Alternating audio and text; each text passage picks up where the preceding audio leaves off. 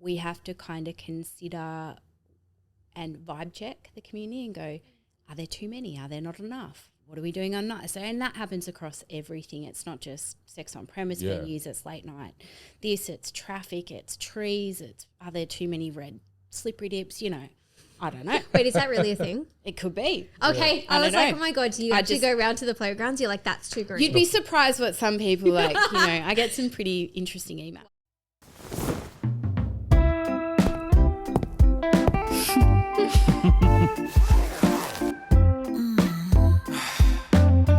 Welcome back to Swapping Secrets. My name is Jess. And I'm Lawrence. And if you guys haven't already, please don't forget to spank that subscribe button. But let's jump straight into our guest podcast for today. Yeah, today's topic is people, policy and pleasure with Deputy Lord Mayor Jess Miller. About today's episode, we're talking about how Sydney built one of the most progressive and adult communities in the world. So we're going to do a bit of a deep dive into the little known history of sexy venues like a sex on premises, which is what our secret spot is, and how they were legislated and what they reveal about community safety and human behaviour. We'll also explore how thoughtful policy and clear boundaries don't restrict freedom, they enable it. From planning laws to cultural impact, the Honourable Jess, as she'll henceforth be known, shares how intentional rules shape safer, more expressive communities and what the wider world can learn from spaces built on communication, autonomy and respect. Thank you, Jess, for joining us today. I do want to just quickly cover off that for those listening, we have a little bit of a teaser. Just the tip section, we're going to be playing a game called Rules Don't Kill Freedom. They create the conditions for it. The length of the title can maybe be condensed, but anyway, we're here. What a mouthful. And as always, Gabe is the gatekeeper of the rules and how that game's going to be run. So we'll find out what that is a little bit later on. You'll find out later. Oh. Yes. Well, welcome, Jess. Thank you. What a delight to be here. Yes. We're going to start into the do you want to dive in deep? Yeah, the history and how it all started. I mean, we were talking just before we started recording about where this started from and how far back it dates. So yeah, exploring the origins of how venues like our secret spot, which is a sex on premises venue, and where the labels and the definitions and the history and all that kind of stuff where it became, how it came into being, and how Sydney is one of the most progressive cities in the world in terms of that kind of ecosystem, I suppose, in a community environment. Well, yeah, but it's a real surprise to many to learn that within the city of Sydney, there is a very intentional planning framework or paradigm that protects sex on premise venues, people that go there, but also tries to strike the balance and accommodate the needs of the broader community. But we have a really rich history in this that goes all the way back to 1943, the bad old days. And back then, it was about brothels. It wasn't about sex on premise. There was no nuance. And it began with this thing called the Disorderly Houses Act of 1943. And basically that meant that the police could decide if yours was a disorderly premise or not. And it was all based on this idea of repute. Right. And but we're not talking about a few cups left in the kitchen sink as a disorderly. We're talking about... Well, the first one they went after was actually the late, great Tilly Devine. So there was this kind of idea about tacit consensus. And it meant that basically as long as you paid off the cops and you didn't have venues outside this kind of grid in and around Palmer Street, you were golden. Right. However, it did mean that there was this sort of criminal element that was happening in lockstep with sex on premise. And that took a really long time to change. Yeah. Yeah. I love that the first person they target is Tilly. And not sus at all, is it? Yeah, not sus at all. Let's go target the first female who is looking after the ladies of the night. Let's just aim for that because they're shaking up the norm. So obviously it's just in a sense, it's just basically the cops doing shakedowns of businesses going, pay us essentially protection money, but in this case, stay open money.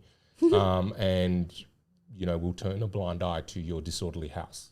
Exactly. And it took quite some time. So it wasn't until the Wood Royal Commission occurred where this sort of grey area around policy was daylighted, and it became very apparent to a lot of people that this situation where the cops had discretion and power would just lead to corruption and not safety. So there was no real consideration given to the sex workers. It was very targeted and also very stigmatised, I think it's probably pretty fair to say. So it wasn't actually until 1991 where there was this thing called the Bodyline precedent, where there was a court case and it was found by the Land and Environment Court that a gay sauna was not a disorderly premise. Really?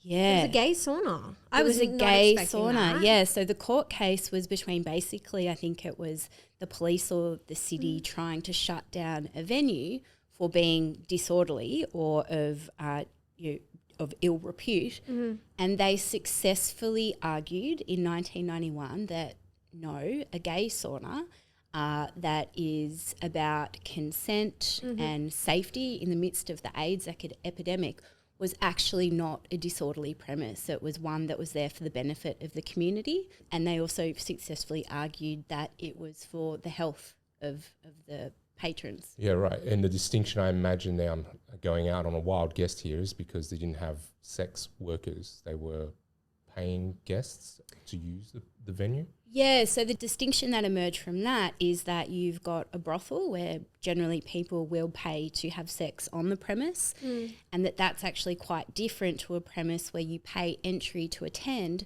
to have sex with other people who are at the venue. Yeah, yeah. Do you happen to know what it was called? Oh my God, I wish I did. I'm it was so called curious. the Bodyline precedent, so I want to wish it was called the Bodyline. Well, you know what? There was a gay It might have been sauna called called Bodyline. Bodyline. It Yeah, is, Bodyline is a let gay me check. sauna. I actually... Just because, like, I know the movement around that time as well. Like, all the gay movement was like quite proactive and very. It was very big during that time. But it's just amazing to see that it took one place that's already in the middle of another fight to basically be like, okay, we're not disorderly. Yeah, it was the Bodyline precedent, a landmark case, Bodyline versus Sydney City Council. Wow. And the Land Environment Court ruled that a gay sauna was not a disorderly house.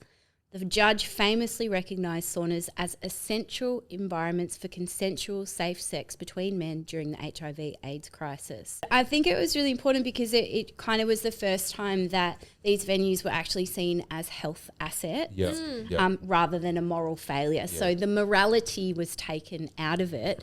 But how interesting that it took from like the 1940s to 1991 for that distinction to be recognised legally.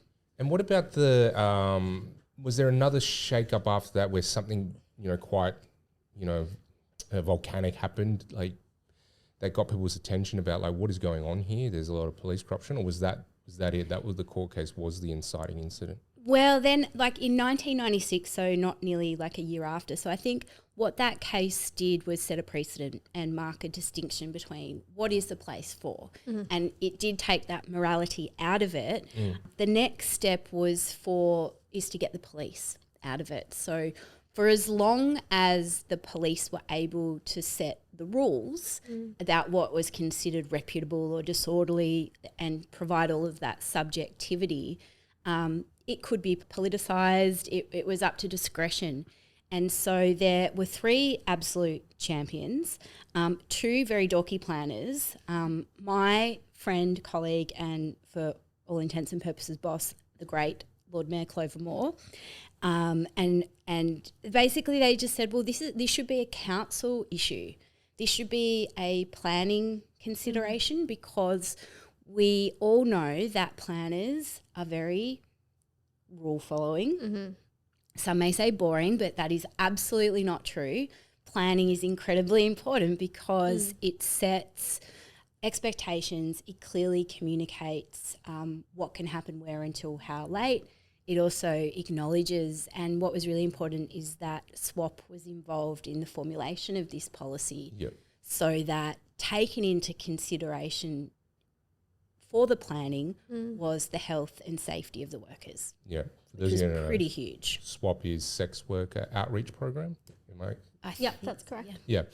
I want to zoom out a little bit because we're talking obviously about the City of Sydney, which is, a local council, even though it's big, but did this have knock-on effects into the surrounding councils that have become part of New South Wales legislation, or is it because... I don't know. I imagine it would have probably set a bit of a precedent, but I think the important thing about planning rules is that they reflect the community and the expectation of that community. So I would think that at the time, sort of in the late 90s, the City of Sydney would have been a very different community to, say, one in Western Sydney that might have more conservative values. So I think that's often where you see, clusters of venues and precincts and areas where there is a bit more tolerance of venues. And, I think the City of Sydney has always been quite a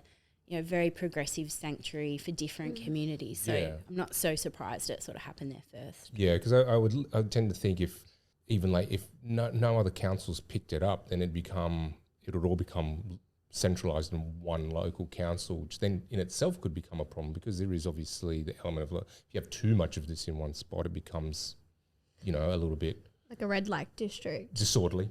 It could very well do, yeah. Because where we are now, we're in the Inner West Council, and they in their planning and controls, there are very similar planning and controls as the City of Sydney, because we've operated in both now. So, Jess and I are familiar with them and how they operate and how to get the approvals that are needed. So, I was like, but we've only dealt with two out of however many there are. So it's sort of, that's why I was wondering if there's a sort of a group consensus among us. It's like, it became like, because I know in New South Wales as a whole, sex work is legal. It is legal, right? So, and it's not just but other states have different. So I kind of think like, maybe it got picked up by the state and then sort of, well, maybe it started with the City of Sydney, picked up by state government, and then sort of disseminated into all the... Well, at the time, Clover and that coach, she was actually the member for Bligh. Okay. So she was the state representative, not the local council representative. So I think the key thing that she recognised was that sex work is legitimate work. Safety and harm minimisation is always the key focus. Rules exist for a reason, and corruption in any form is not okay. So I think the intent of the legislative reform at the state level was based on those principles, and then that gave local councils within their own planning rules the freedom to then decide where it's most appropriate for them, because that's kind of what happens at a planning level. Like, you have a local environment plan and that kind of has to indicate to the state where you're going to put all the houses, where you're going to put the schools, where you're going to have the open space.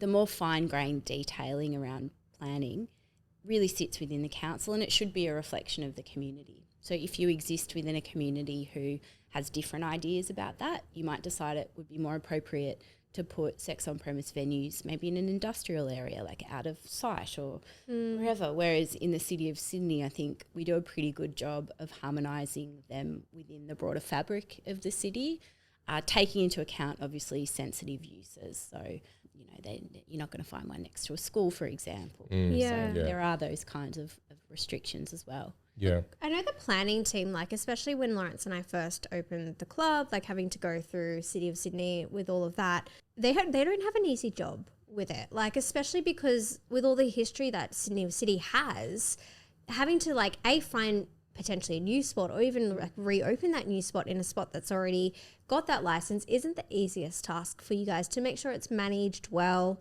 to make sure everyone's like accustomed, they're happy to it, because I think some people think that, oh, look, there's a brothel that just popped up. Like, it's out of nowhere. And unfortunately, that's not how it happens, because there's a lot of forethought, a lot of planning, and a lot of sitting down where you guys have to do a lot of the grunt work. Like, we as business owners go, oh, we want to do this. And you guys have to be like, that could work, or no, it's not going to work, because you have so many other little balls that you're juggling to fit into that sector that it doesn't always just pop up and come up. So I think a lot of people just think it's automatically like, when you want something, it's done. And especially in City, like, you can just have that particular type of premise because you guys are so rich in having that already, but it really doesn't, it's not that simple.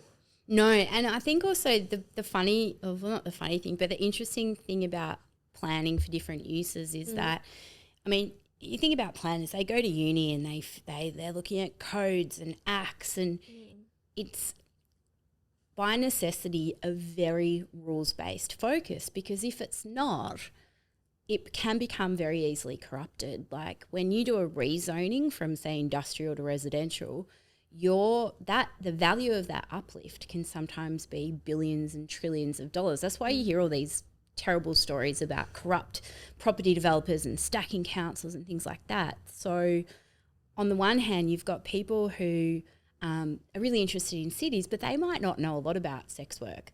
So you can just imagine how interesting a conversation it must be between you guys and your planner to go, well, what is the plan of management? Like, you know, where do you put the showers, or how many, like, how do you make sure people don't slip over?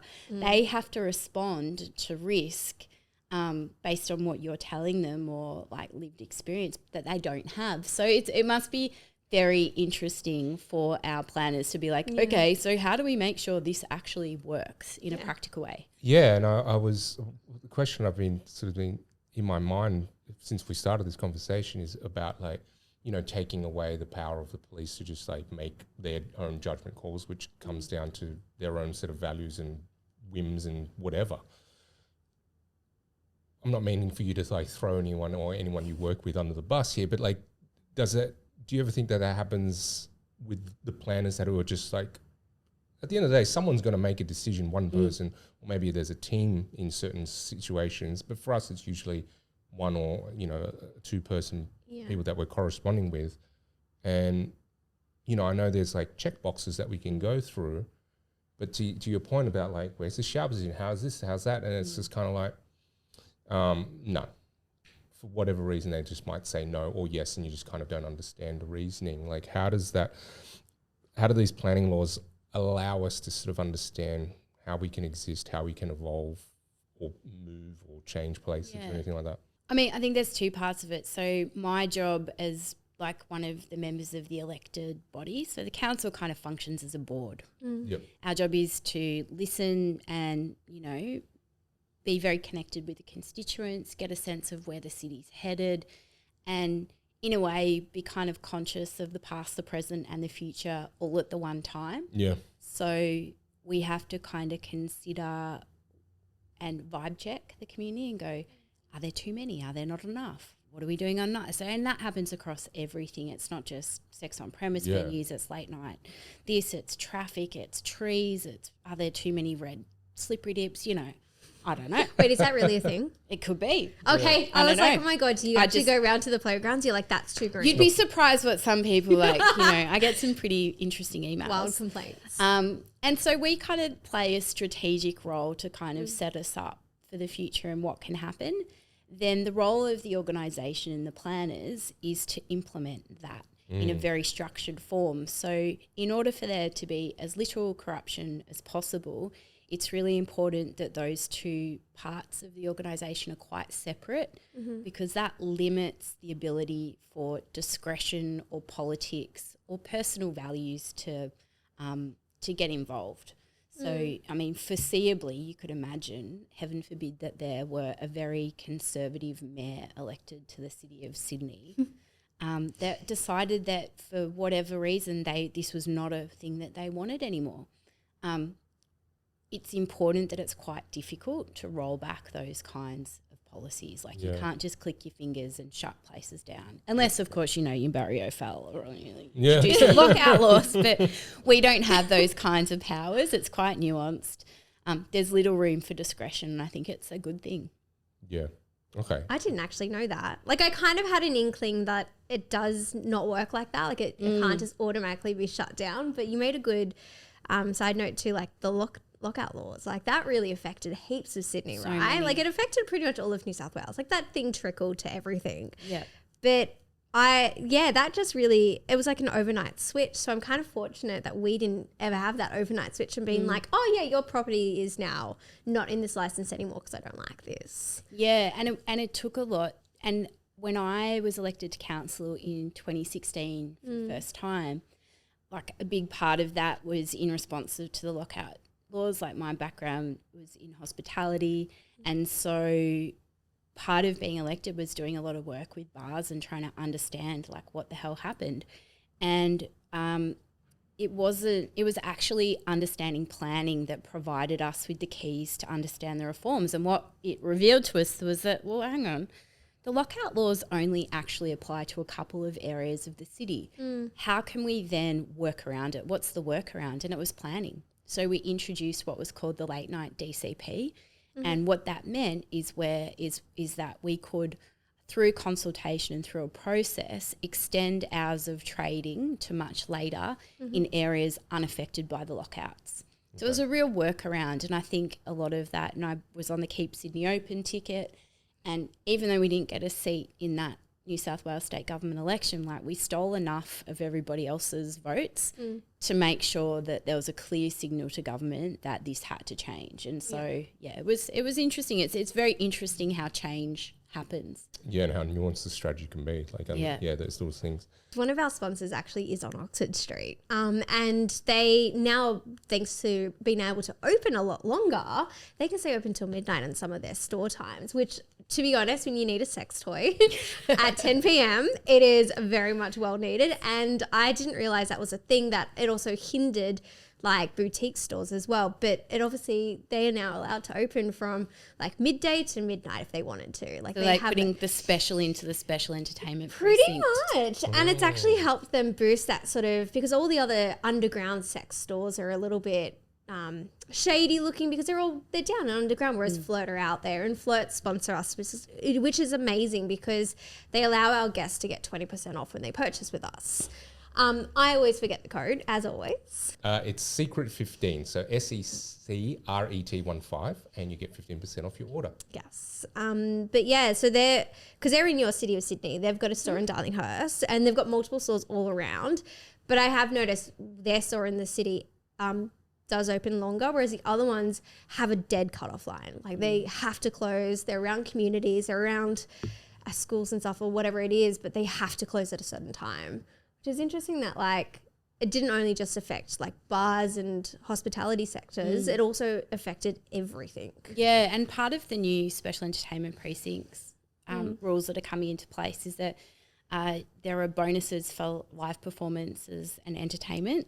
So it may be that if your current trading hours... A bonus? What kind of bonus? What are you talking about? You can trade another 2 hours later. Oh, okay. That kind of bonus. Yeah, okay. Like later trading. Yeah, okay. So yeah, but that part of that is to incentivize more live music. So you're trying to get like more community-based people coming out of the woodworks. Or just kind of like if you've got, I mean, the lockouts and COVID and all that, it was a real economic problem. Yeah. It was also a huge mental health and societal cohesion problem, but a lot of the reforms off the back of that were really trying to give businesses a boost. And so being able to trade later, not having to pay for, different Olga licenses and things like that are part of, there's a suite of reforms that are currently about to be passed, and one of them would be that retailers can trade later, especially if they put on a show. Yeah. Interesting. Like I did notice, obviously walking around Sydney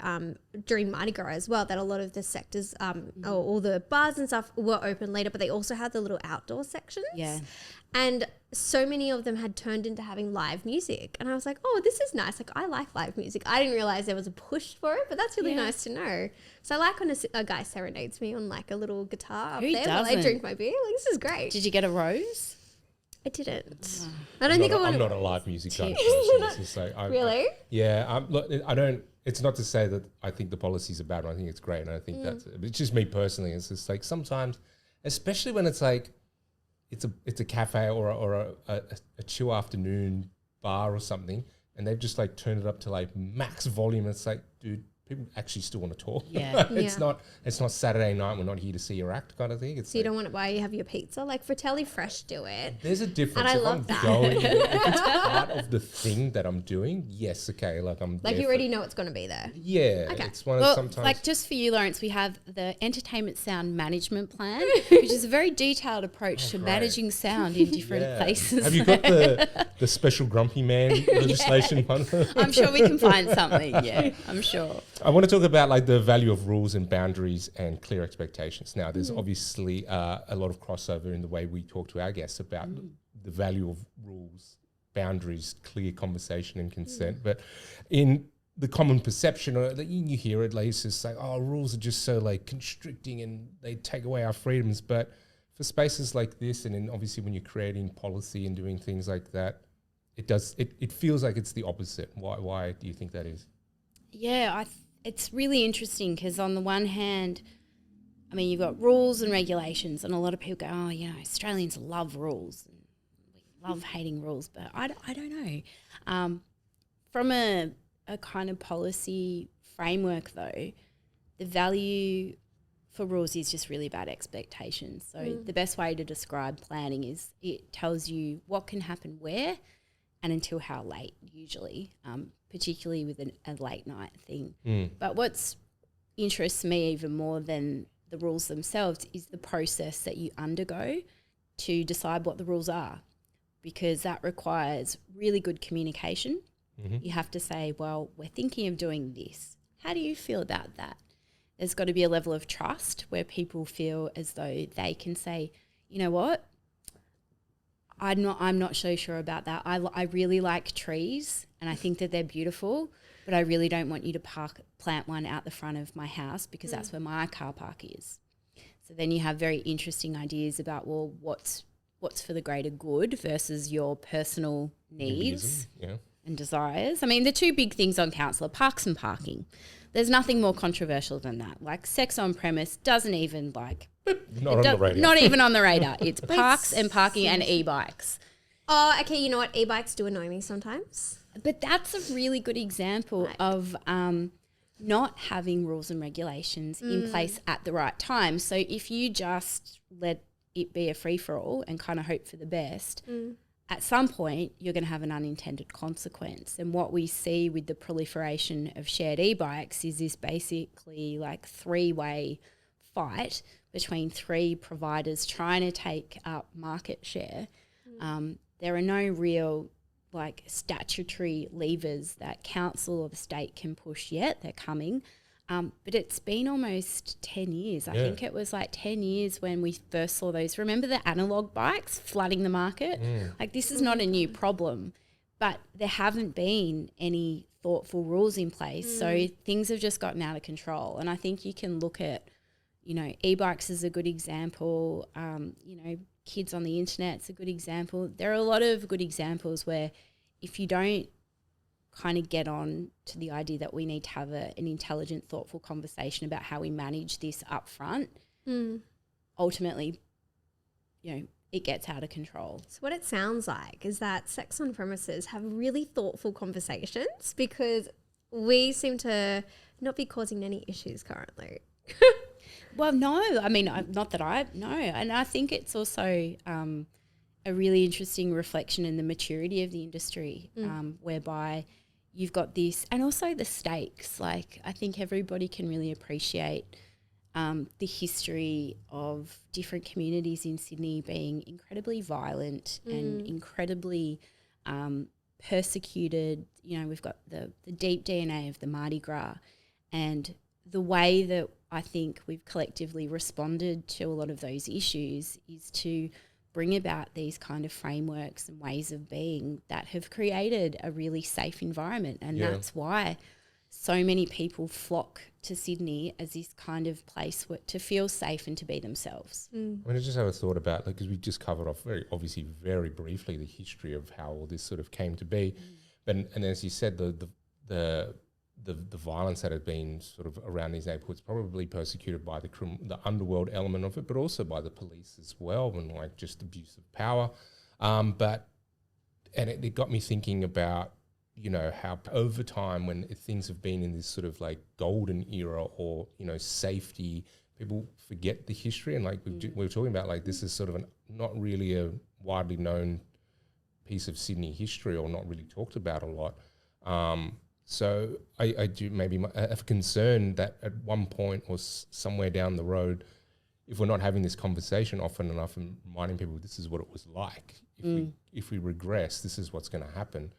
Yeah, and how do we, give them as a like history community, lesson. sort of, I mean, these conversations are helpful. Yeah. But how do we sort of remind people that it's like kind of, I'm going to get political here, like anti-vaxxers is just like, I'm pro-vaccine, but it's just like people who just say, if you don't want to say like, you forget how deadly polio is, you forget how deadly some of these things are, and you're just like, meh, it's fine. It's like, it's not.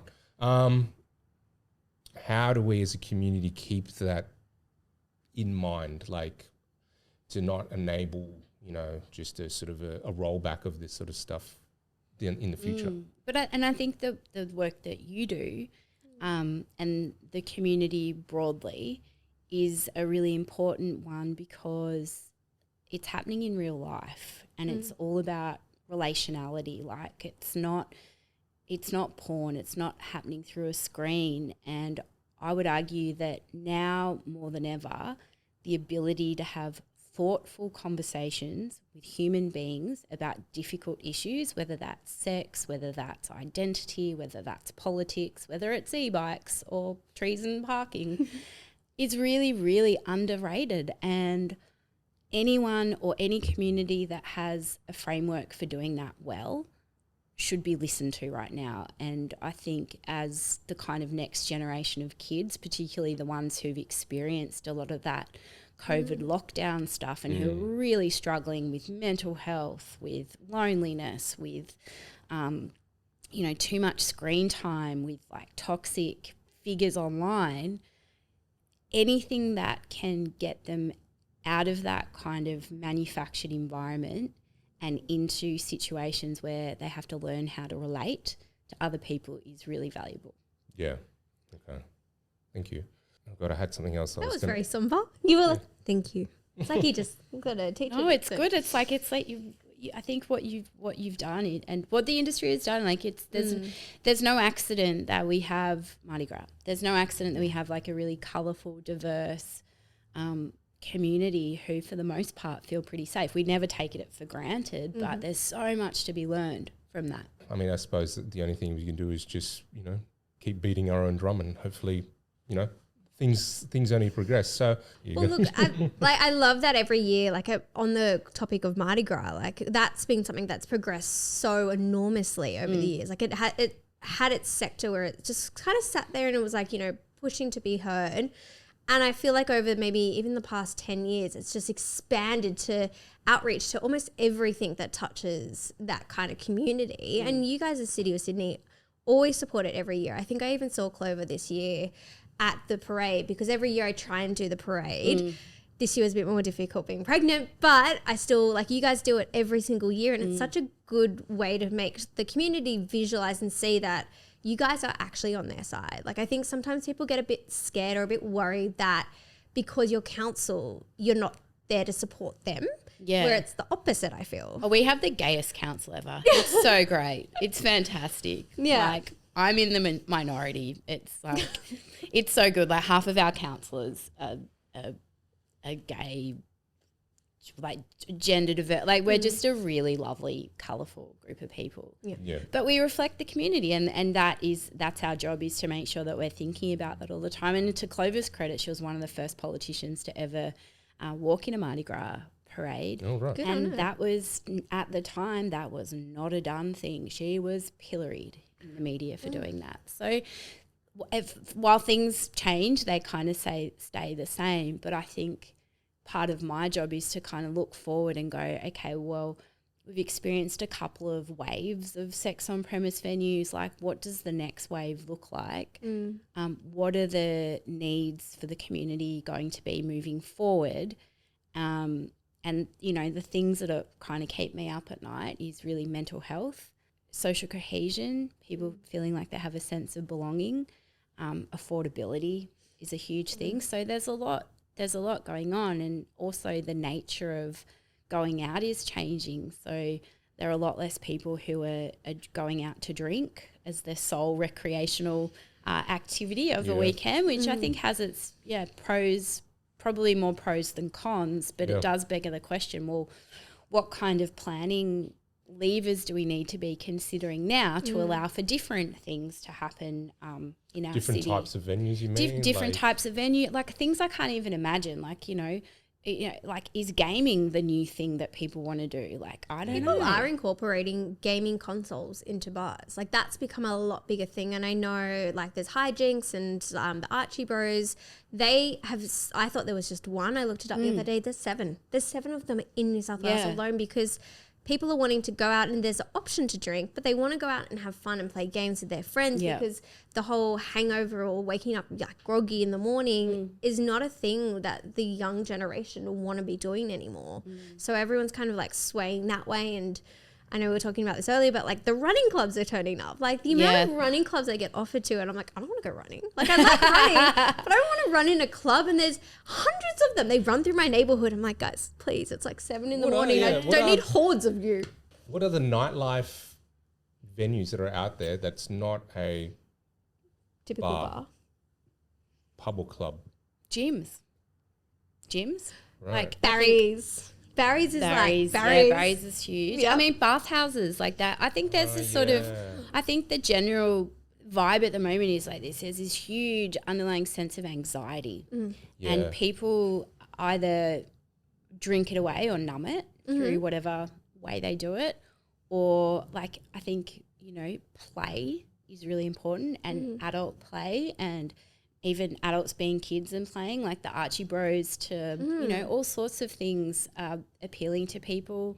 Like fitness, the bathhouse stuff, like things that are kind of bring fitness down. is massive. And like talking about community, I love to slide into my our sponsors. So let's just slide into Stigma, because why not? As a community, so Stigma Health basically take out the itty gritty kind of nervous. Take out the stigma. Pretty much take out the stigma of having to go to your GP to get a referral, so you can get your pathology screening testing to go and hand to your pathologist. So these guys have kind of made it all into a nice neat box to make it easier for you with the code. Again, I always forget. Secret Spot 20. Amazing. So basically you get the 20% off when you guys purchase with them. We were talking about this earlier, but however, I have a lot of friends who buy them in bundles because they do it to keep them the safe community, make everyone feel happy and safe. But on that topic of the community, I find these ones that are looking after their health, figuring out ways to stay healthy, are also the ones that are doing, God, like the bouldering club. Like that's, I only just thought of it then, but bouldering has like taken off like it is no tomorrow. I do have a question actually I just thought about, like the Stigma Health thing, where it's just like these are a lot like digital services, but it's been administered by someone somewhere. What how is councils responding, or how is City of Sydney responding to, like, I guess, because I imagine there's like planning and control, some medical centres and doctors' offices. But what happens when this is a doctor who just works purely from home by like just like yes, no in scripts, or is there rules about like when there's more than one of them? I don't know. I'm just like these kind of things. How is the council adapting to an increasingly digital world where services can be provided online and there's no bricks and mortar place to go to? Yeah, I mean, that's a change of use. Like, that's a really interesting question.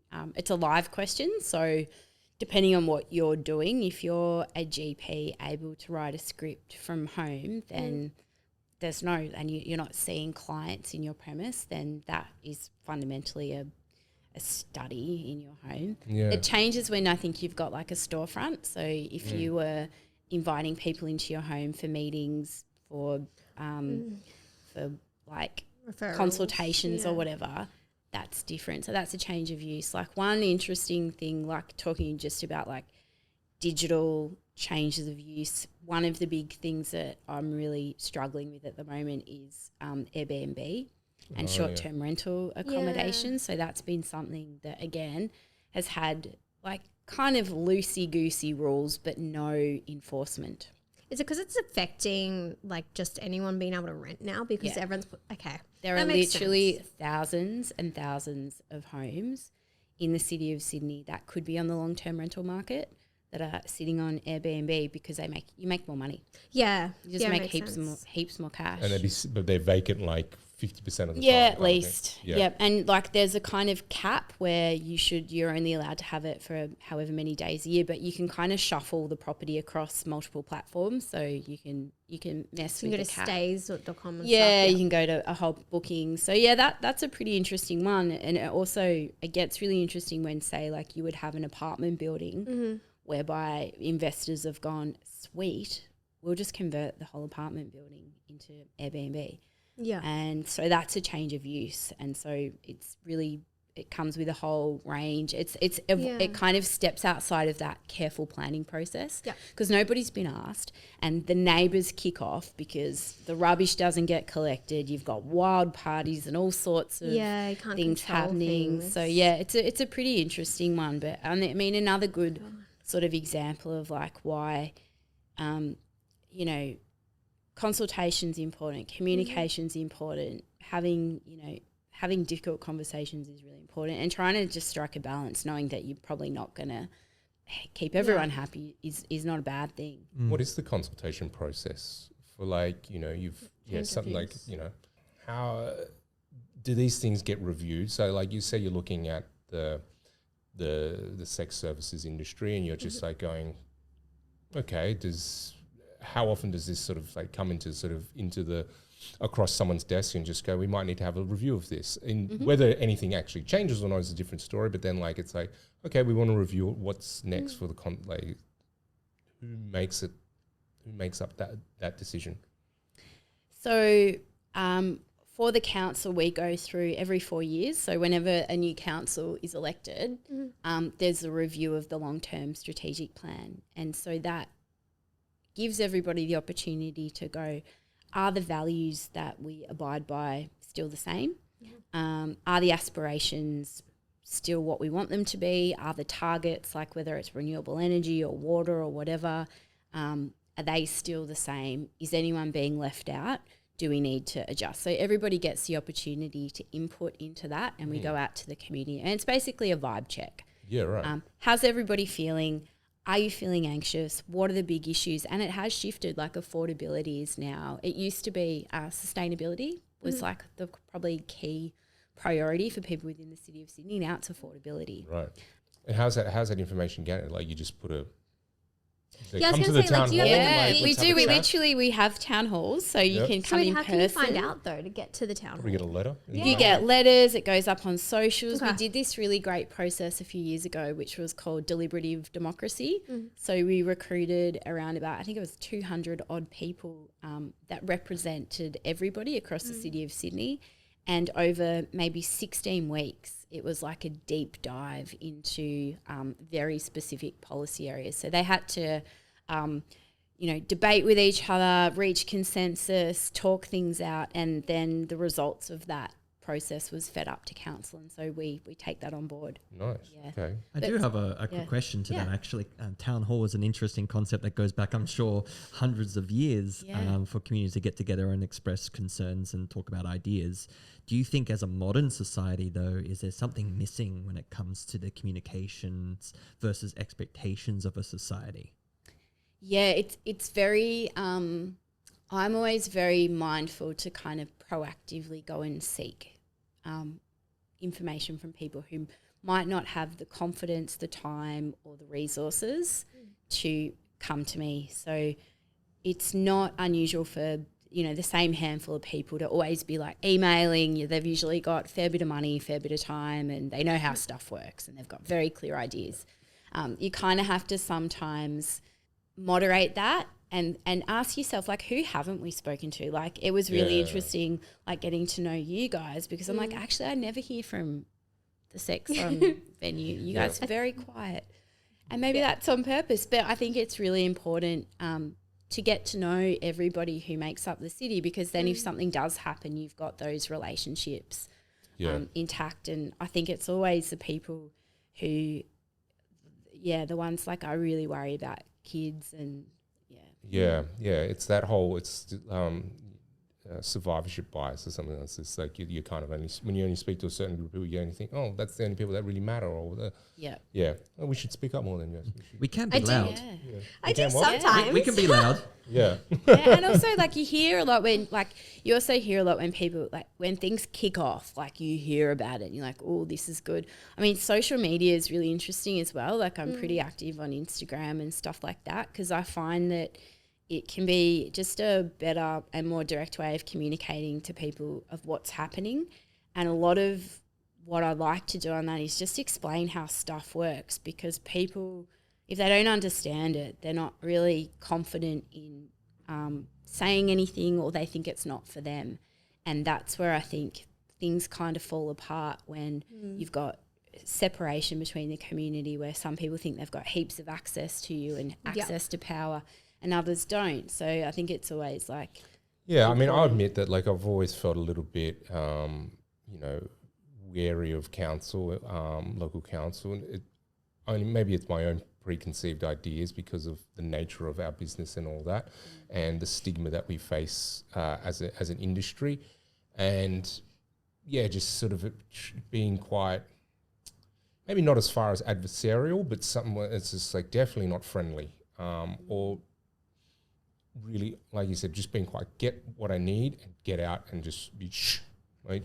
Don't rock the boat kind of thing. Yeah, that's fair. Yeah. But, a conversation like this fills me with a little bit more hope that it's not that way. I do have one more question. You're talking about, when you, on a broader sense of like how many of this and how many of that, does the council, you ever sit there and you've got like a big board of like things that's just like, we've got a percentage range of like how much of something should be made up in the area. It's just like we should have this much residential, this much late night trade, this much parking, like as a percentage, and just go, oh, and the little sex premises, yeah, you've got a nice 1% there, that's good kind of thing. Like, I'm not... Are we considered in the percentage? No.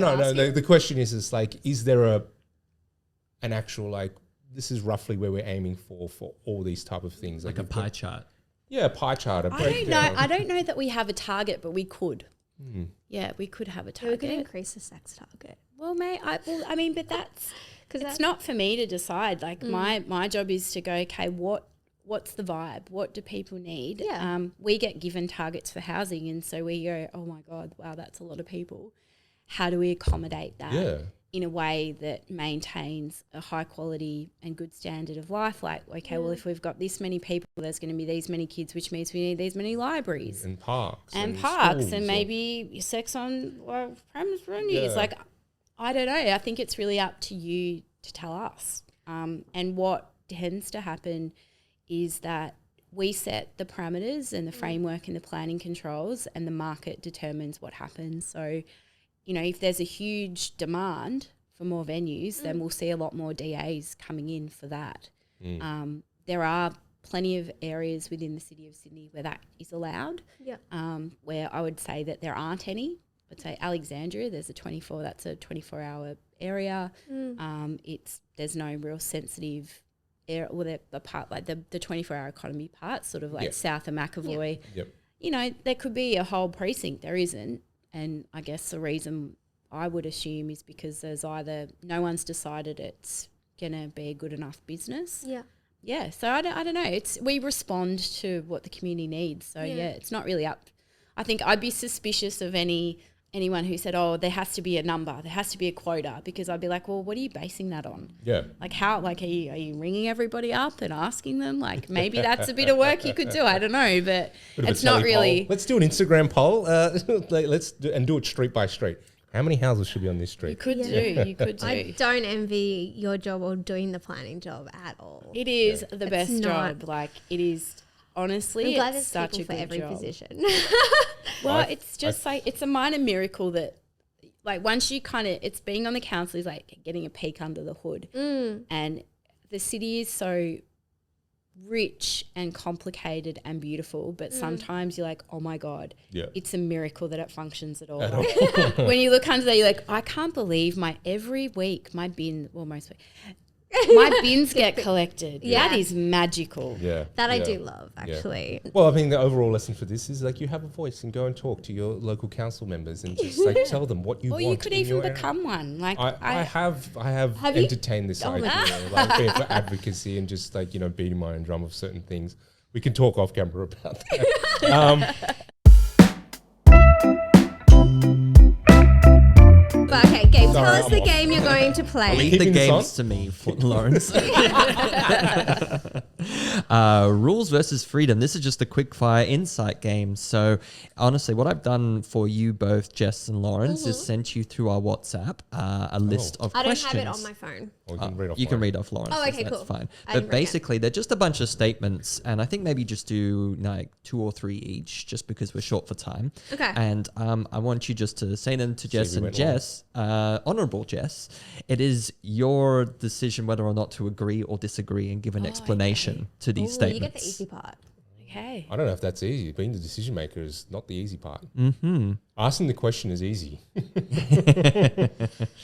So yeah, maybe All we'll right, so start open these now? with we'll start with you, Lawrence. Do you want to go? Yeah, all right. Bum, ba, da, bum. Agree or Honourable disagree? Jess, Okay. rules don't restrict behaviour, they shape it.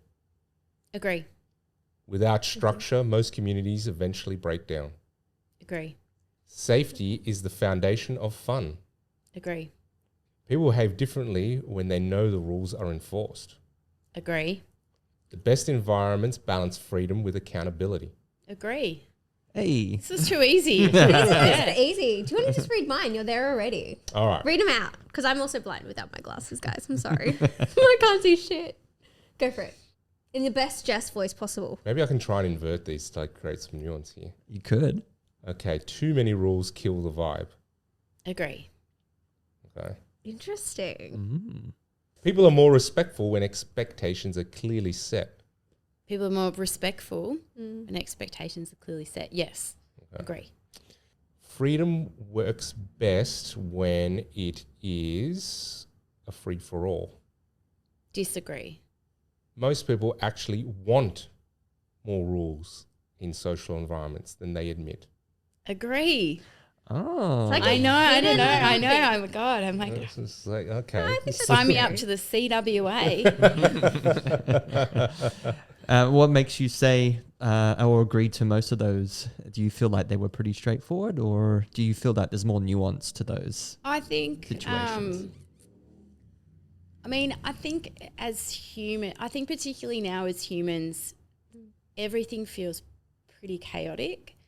And while I think we have an innate desire to express and be in the moment and let go, in order to feel safe enough to do that, you need to know where you are. Like you need to be kind of anchored. And I think that kind of scaffolding comes from rules in a way, or Is it like clear rules or expectations. boundaries? Because I feel like some people need rules and then some people just need boundaries where they're like, this is Yeah. where you can get up to, but your Yeah. creative side can kind of outreach either way. Yeah. And some people need just hard and fast rules because you're like, you're not getting it. You just stop there. I don't know. I think it depends on like where you're at, and I think people over your life, and like when you're dealing with kids, you're right. You need very clear boundaries and rules, and like to be the immovable object. And I think for kids that creates a lot of safety.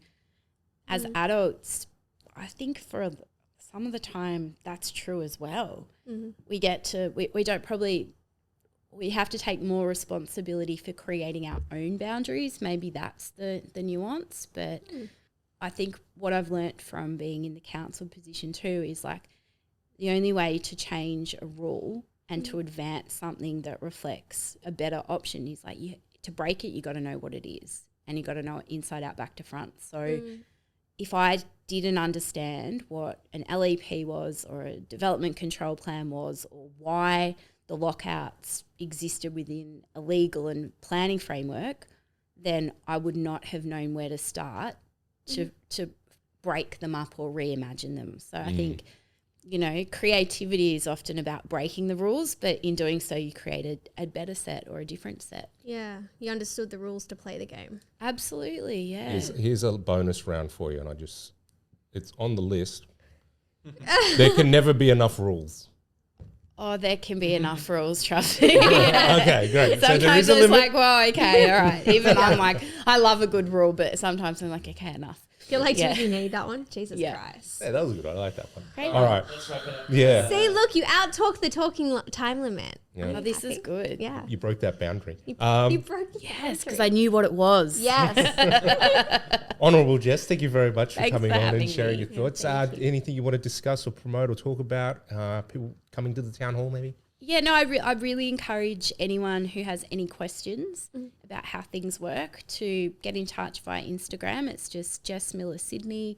There's a website. There's a questionnaire. I'm always really interested to know what do you love about living where you live and what we can do better. And so I really want to open up an invitation to anyone to get involved because it's your city. Like I'm just a custodian. So yeah, I think if you don't get involved, you kind of forfeit your right to complain. Absolutely. Anyway, there we go. That should be the name of the title. That's going to do it for us. Thank you very much, everyone, for listening. If you would love to leave us a comment or a DM wherever you're listening to this episode, please do so. You can send us a DM on socials or a voice message too, and we can play it on the episode. We love that. Don't forget to spank that subscribe button to keep listening. And reminder, we do have a Patreon that is out now. Extra bonus, spicy content, and mostly bloopers, I think, at the moment because we fuck up too much. Yeah. Yeah, and then if you guys feel and you want to, don't forget to basically add all of our socials. We're on every social possible that is allowed for both swapping secrets and for our secret spot. Yeah, where the rules have allowed us to exist. We are there. Too many We rules. haven't been booted off. Too or if many we have- rules. Oh, there's so many. We've been booted off, but you know what? We find our way back on. So it's all good in the long run. Yeah. Thank you very much for listening. We'll see you in the club, hopefully. If not, stay sexy. See you next time. Bye, guys. Bye.